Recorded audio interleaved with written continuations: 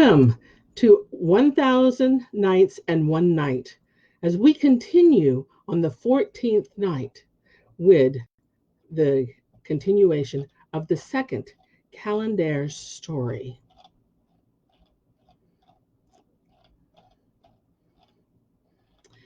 Now, she said, it hath reached me, O auspicious king. But the Kalandar continued his tale thus.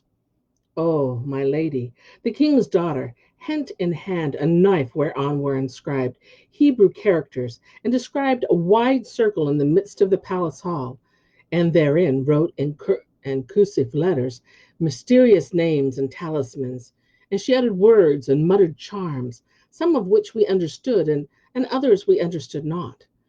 Presently the world waxed dark before our sight, till we thought that the sky was falling upon our heads, and lo, the Ifrit presented himself in his own shape and aspect.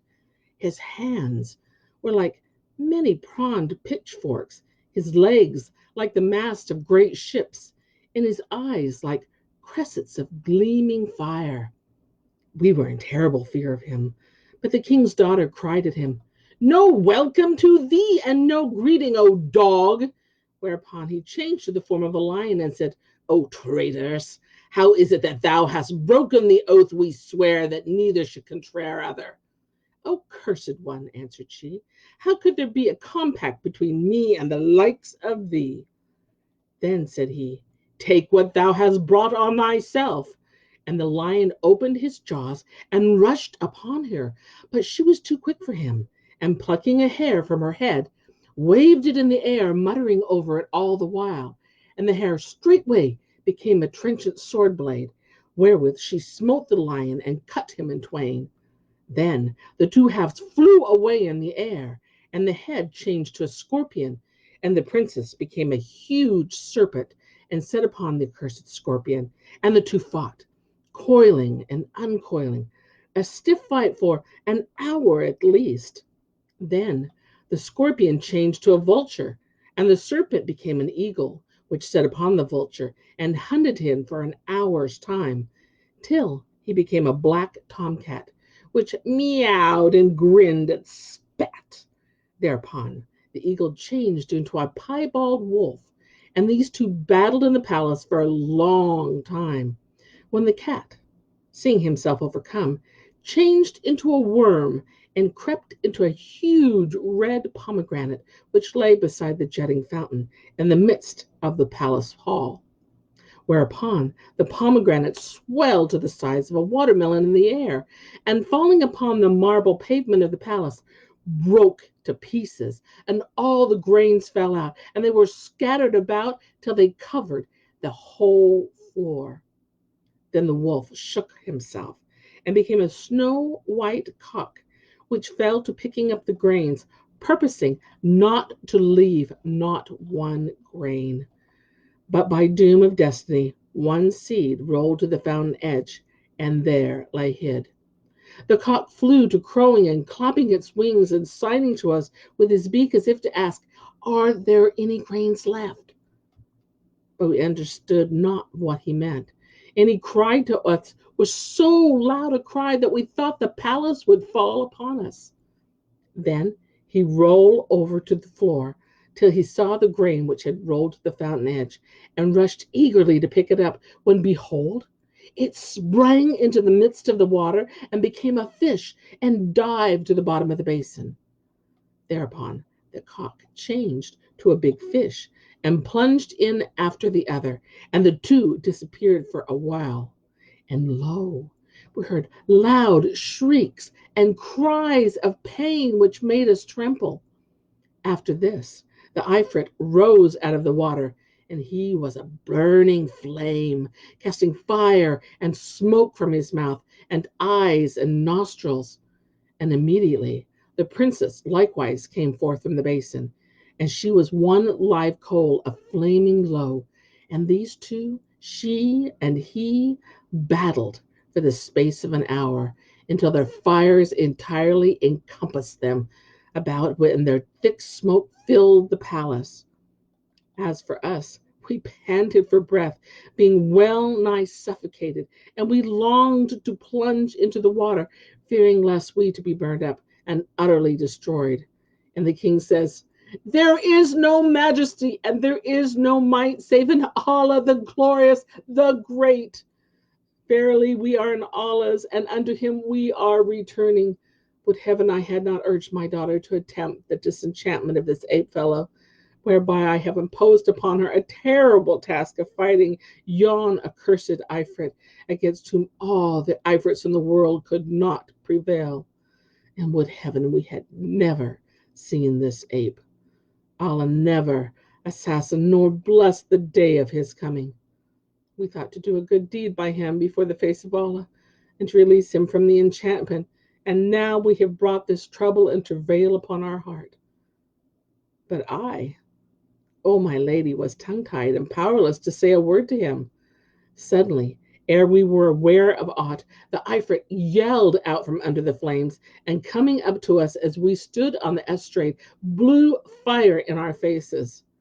The damsel overtook him and breathed blasts of fires at his face, and the sparks from her and from him rained down upon us, and one alit upon my eye and destroyed it, making me a monocular ape, and another fell on the king's face, scorching the lower half and burning off his beard and mustache and causing his underteeth to fall out, while a third alighted on Castrasto's breast, killing him on the spot.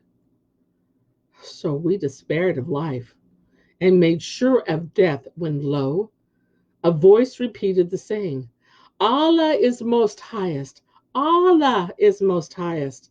Adience and victory to all who the truth believe, and disappointment and disgrace to all who of the religion of Mohammed, the moon of faith, unbelieve. The speaker was the princess, who had burnt the Ifrit, and he had become a heap of ashes.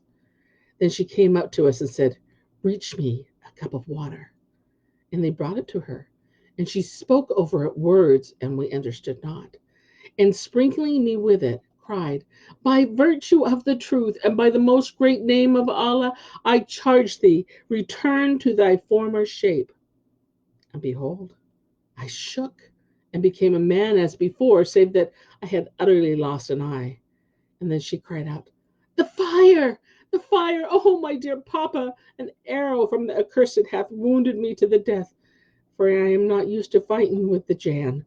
Had he been a man, I had slain him in the beginning. I had no trouble till the time when the pomegranate burst and the grain scattered, but I overlooked the seed wherein was the very life of the Jinni. Had I picked it up, he would have died on the spot. But his fate and fortune decreed, I saw it not.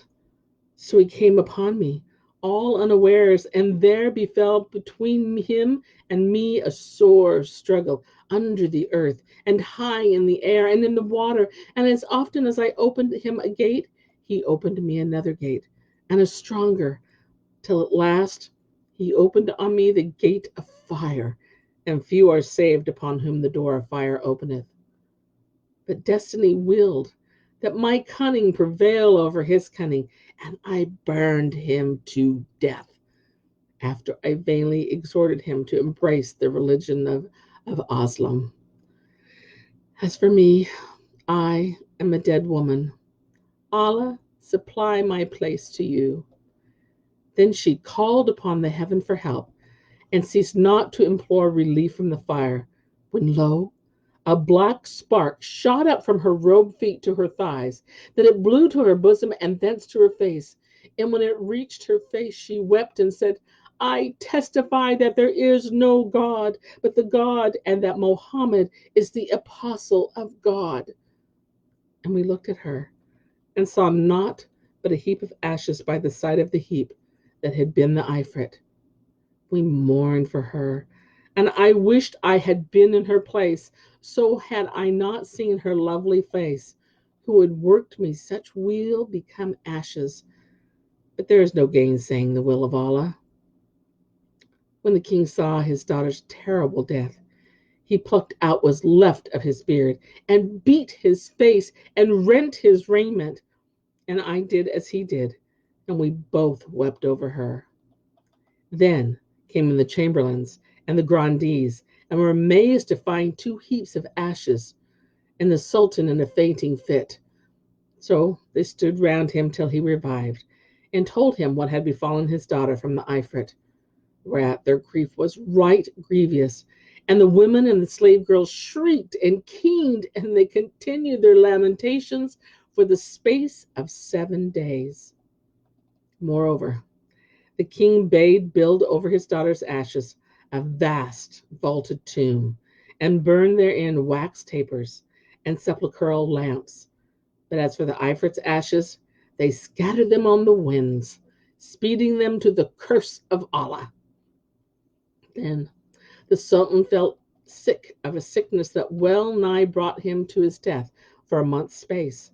And when health returned to him, and his beard grew again, and he had been converted by the mercy of Allah to Al Islam, he sent for me, and he said, O youth, fate that decreed for us the happiest of lives, safe from all the chances and changes of time, till thou camest to us with troubles fell upon us. Would to heaven, till thou came to us when troubles fell upon us, we had never seen thee and the foul face of thee.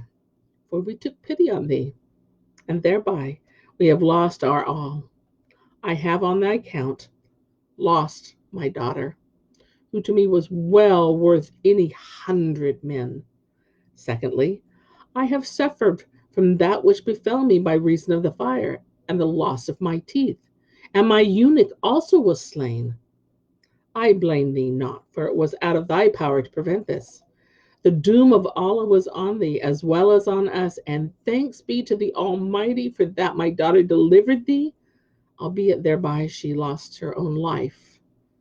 Go forth now, O my son, from this my city, and suffice thee what hath befallen us through thee, even although 'twas decreed for us. Go forth in peace, and if I ever see thee again, I will surely slay thee. And he cried out at me, so I went from his presence, O my lady, weeping bitterly, and hardly believing in my escape, and knowing not whither I should wend. And I recalled all that had befallen me, my meeting the tailor, my love for the damsel in the palace beneath the earth, and my narrow escape from the Ifrit, even after he had determined to do me die, and how I had entered the city as an ape, and was now leaving it a man once more. Then I gave thanks to Allah and said, My eye and not my life. And before leaving the place, I entered the bath and shaved my poll and beard and mustache and eyebrows, and cast ashes on my head, and donned the coarse black woolen robe of a Kalandar. Then I fared forth, O my lady, and every day I pondered all the calamities which had betided me, and I wept and repeated these couplets. I am distraught, yet verily his ruth abides with me. Thou round me gather host of ills, whence come I cannot see. Patient, I'll be patient self with me in patience wax. Patient for every tell the Lord fulfill my destiny. Patient, I'll abide without complaint, a wronged and vanquished man. Patient, as sun parched white that spans the desert sandy sea. Patient, I'll be till aloes still unwittingly allow. I'm patient, utter bitter things than bitterest aloe. No bitterer things than aloes or than patience for mankind. Yet bitter than the twain to me were patience, treachery. My sear and seamed and seared brow would dragoman my sore. If soul could search my sprite and their unsecret secrecy, were hills to bear the load I bear, they'd crumble neath the twilight. 'Twould still the roaring wind, 'twould quench the flame tongue's flagrancy, and whoso saith the world is sweet, certes a day he'll see, with more than aloe's bitterness and aloe's pungency. Then I journeyed through many regions and saw many a city, intending for Baghdad, that I might seek audience and the house of peace with the commander of the faithful, and tell him all that had befallen me. I arrived here this very night, and found my brother and Allah, this first Kalandar, standing about as one perplexed. So I saluted him with peace be unto you, and entered into discourse with him. Presently up came our brother, this third Kalandar, and said to us, Peace be with you, I am a stranger. Whereto we replied, And we too be strangers, who had come hither this blessed night. So we all three walked on together, none of us knowing the other's history, till destiny drave us to this door, and we came into you. Such then is my story and my reason for shaving my beard and mustache, and this is what is the cause of the loss of my eye. Hmm, said the house mistress, thy tale is indeed a rare, so rub thy head and wend thy ways. And he replied, I will not budge till I hear my companion's stories. Then came forward the third Kalandar and said, O illustrious lady, my history is not like that of these my comrades, but more wondrous and far more marvelous.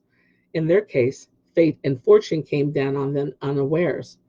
But I drew down destiny upon my own head and brought sorrow on my own soul and shaved my own beard and lost my own eye. So hear then my tale. Thus begins the third Kalandar tale. Know, O my lady, that I also am a king, and the son of a king, and my name is Ajab, son of Kazib. When my father died, I succeeded him, and I ruled and did justice and dealt fairly by all my lieges. I delighted in sea trips, for my capital stood on the shore, before which the ocean stretched far and wide, and near hand were there many islands with sconces and garrisons in the midst of the main. My fleet numbered 50 merchantmen, and my yachts for pleasure, and 150 sail ready fitted for holy war with the unbelievers. It fortuned that I had in mind to enjoy myself on the islands aforesaid, so I took ship with my people in 10 keel, and carrying with me a month's victuals, I set out on a 20 days' voyage. But one night a headwind struck us, and the sea rose against us with huge waves. The billows sorely buffeted us, with a dense darkness settled round us. We gave ourselves up for the lost, and I said, Whoso endangereth his days in an escape deserveth no praise. Then we prayed to Allah and besought him, but the storm blast ceased not to blow against us, nor the surges to strike us till morning broke, when the gale fell.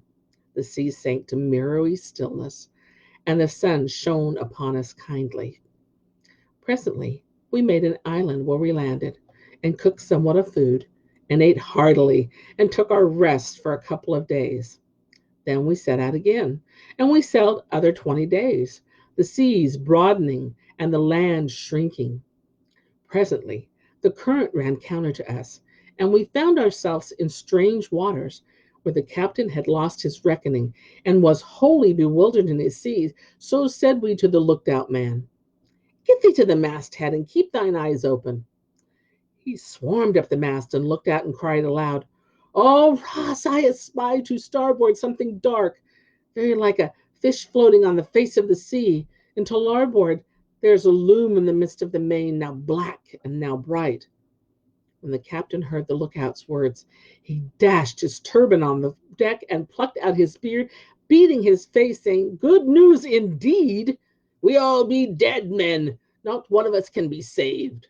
And he fell to weeping, and then all of us wept for his weeping and also for our lives. And I said, O captain, tell us what is the lookout saw. Oh, my prince, answered he, know that we lost our course on the night of the storm, which was followed on the morrow by a 2 days' calm, during which we made no way. And we have gone astray 11 days, reckoning from that night, with ne'er a wind to bring us back to our true course. Tomorrow, by the end of the day, we shall come to a mountain of black stone, white the magnet mountain. For thither the currents carry us willy-nilly. As soon as we are at under its lee, the ship's sides will open, and every nail and plank will fly out and cleave fast to the mountain. For that Almighty Allah hath gifted the lodestone with a mysterious virtue and a love for iron, by reason whereof all which is iron travelleth towards it, and on this mountain is much iron, how much none knoweth save the Most High, from the many vessels which have been lost there since the days of yore.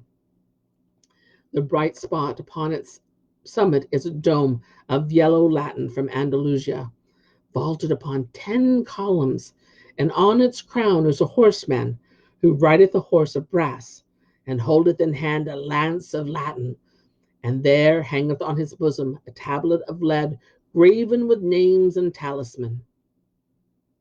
And he presently added, And, O king, none destroyeth folk save the rider on that steed, nor will the egromancy be dispelled till he fall from his horse. Then, O my lady, the captain wept with exceeding weeping, and we all made sure of death doom, and each and one of us farewelled his friend, and charged him with his last will and testament, in case he might be saved. We slept not that night, and in the mountain we found ourselves much nearer the lodestone mountain, whither the waters drave us with the violent sand. When the ships were close under its lee, they opened, and the nails flew out, and all the iron in them sought the magnet mountain, and it clove to it like a network, so that by the end of the day we were all struggling in the waves round about the mountain. Some of us were saved, but many more were drowned, and even those who had escaped knew not one another. So stupefied were they by the beating of the billows and the raving of the winds.